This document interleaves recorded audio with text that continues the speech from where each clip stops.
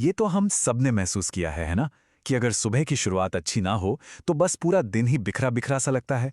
तो आज हम आयुर्वेद के सदियों पुराने ज्ञान में थोड़ा गहरा उतरेंगे और ये जानेंगे कि हमारी सुबह की आदतें असल में हमारे पूरे दिन का मूड कैसे सेट करती हैं। कभी सोचा है कि ऐसा क्यों होता है कि कुछ सुबह तो एकदम फोकस्ड और एनर्जी से भरी होती हैं और कुछ में बस कुछ भी करने का मन नहीं करता। इसका जवाब ना अक्सर उस पहली चीज में छिपा होता है जो हम सुबह उठकर अपने शरीर में डालते हैं। ये सिर्फ खाने पीने की बात नहीं है, बल्कि ये इस बात पर निर्भर करता है कि हम अपने शरीर के इंजन को दिन के लिए तैयार कैसे करते हैं।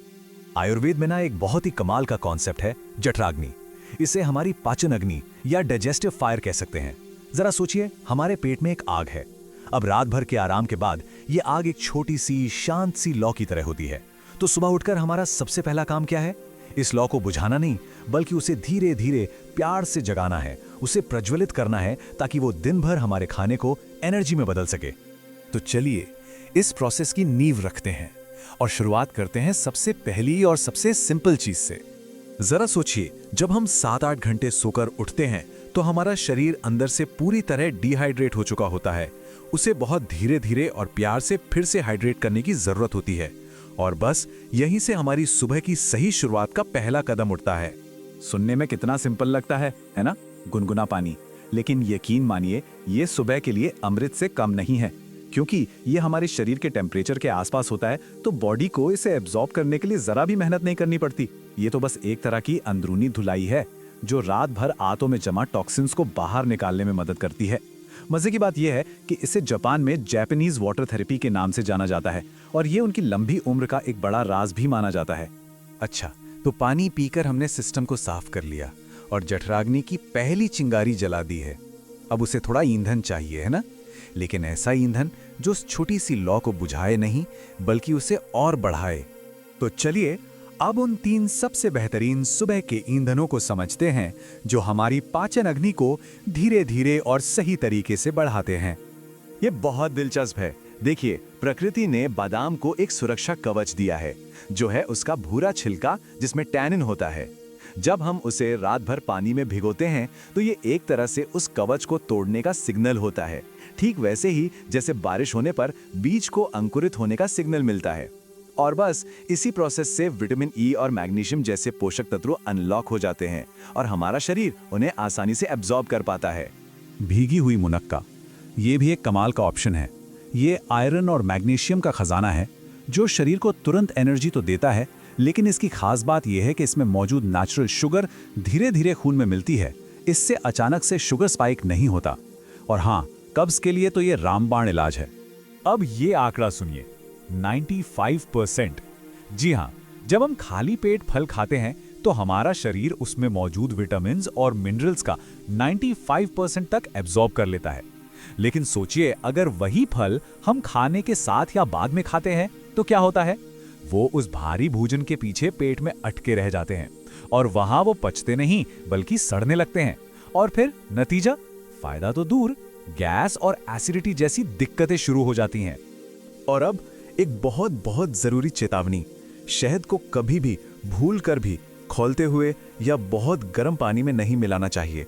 आयुर्वेद के अनुसार ज्यादा तापमान पर शहद के मॉलिक्यूल्स का स्ट्रक्चर बदल जाता है और ये एक जहरीले पदार्थ की तरह काम कर सकता है। तो याद रखिए, शहद हमेशा गुनगुने पानी में ही मिलाएं। तो अभी तक हमने उन चीजों की बात की जो हमारी पाचन अग्नि को जगाती हैं, उससे प्रज्वलित करती हैं। चलिए अब जरा उन आदतों पर भी नजर डालते हैं जो इस चलती हुई लौ पर सीधा पानी डाल देती हैं। इस लिस्ट में सबसे पहला नंबर आता है सुबह उठते ही चाय या कॉफी पीने का। जब हम खाली पेट में कैफीन डालते हैं तो वो सीधे पेट में एसिड का प्रोडक्शन बढ़ा देता है। एक स्टडी के मुताबिक जो लोग नियमित रूप से ऐसा करते हैं उनमें गैस्ट्राइटिस जैसी पेट की बीमारियों का खतरा 40% तक बढ़ जाता है। और बर्फीले ठंडे पानी का क्या? चलिए हमारी जठराग्नि वाली लौ के उदाहरण पर वापस चलते हैं। सोचिए, एक छोटी सी टिमटिमाती हुई लौ जल रही है। अगर हम उस पर एक ग्लास बर्फीला पानी डाल दें तो क्या होगा? वो तुरंत बुझ जाएगी। बस ठंडा पानी हमारी पाचन अग्नि के साथ ठीक यही करता है और हमारे शरीर को उसे गर्म करने के लिए अपनी कीमती ऊर्जा खर्च करनी पड़ती है। और आखिर में आते हैं ये पैकेज्ड ब्रेकफास्ट फूड्स। WHO की एक रिपोर्ट का ये आंकड़ा सच में चौंकाने वाला है। रिपोर्ट के अनुसार जो लोग नियमित रूप से सुबह ऐसा प्रोसेस्ड खाना खाते हैं उनमें मोटापा, डायबिटीज और दिल की बीमारियों का खतरा 60% तक ज्यादा होता है। अच्छा, चलिए इस सबसे आम आदत यानी चाय, कॉफी को थोड़ा और गहराई से समझते हैं। देखते हैं कि ये हमारे शरीर के स्ट्रेस सिस्टम पर क्या असर डालती है। इसे ऐसे समझिए, जब हम सुबह उठते हैं तो हमारा शरीर हमें जगाने के लिए नेचुरली कॉर्टिसोल नाम का एक हार्मोन बनाता है, जिसे वेकअप हार्मोन भी कहते हैं। अब जब हम उस नेचुरल कॉर्टिसोल के ऊपर खाली पेट कॉफी डाल देते हैं तो हम शरीर पर एक और बनावटी स्ट्रेस स्पाइक डाल देते हैं। इससे थोड़ी देर के लिए तो लगता है कि एनर्जी आ गई, लेकिन इसका नतीजा बाद में बेचैनी और एनर्जी क्रैश के रूप में सामने आता है। तो फिर इसका विकल्प क्या है? सबसे अच्छा विकल्प है हर्बल चाय। ये हमें गर्म पेय का वो कंफर्टिंग एहसास भी देती है और शरीर को फायदा भी पहुंचाती है। जैसे तुलसी की चाय तनाव कम करती है, अदरक की चाय सीधे हमारी पाचन अग्नि को बढ़ाती है और जीरे का पानी तो एक बेहतरीन डिटॉक्स ड्रिंक है। तो आज की इस पूरी चर्चा से ये तो साफ है कि सुबह का पहला आहार चुनना सिर्फ पेट भरने का काम नहीं है। ये एक बहुत ही सोचा समझा फैसला होना चाहिए जो हमारे पूरे दिन की नींव रखता है। अब देखिए, बदलाव का मतलब ये बिल्कुल नहीं है कि कल से ही सब कुछ बदल देना है। बिल्कुल नहीं। शुरुआत हमेशा छोटी और सिंपल होनी चाहिए। अगर चाय की आदत है तो बस अपनी चाय से 15 मिनट पहले कुछ घूंट गुनगुना पानी पीना शुरू कर दीजिए। बस इतना सा। जब ये आदत में आ जाए तो धीरे धीरे कैफीन वाली चाय की जगह कोई हर्बल चाय ट्राई करें। सबसे जरूरी है अपने शरीर की सुनना। वो खुद बताएगा कि उसके लिए क्या सही काम कर रहा है। आज हमने दिन की शुरुआत पर फोकस किया, लेकिन जाते जाते एक सवाल छोड़कर जा रहा हूं। जिस तरह दिन का पहला आहार जरूरी है, उसी तरह हमारे दिन का आखिरी आहार यानी हमारा डिनर हमारी अगली सुबह के स्वास्थ्य और ऊर्जा को कैसे प्रभावित करता है।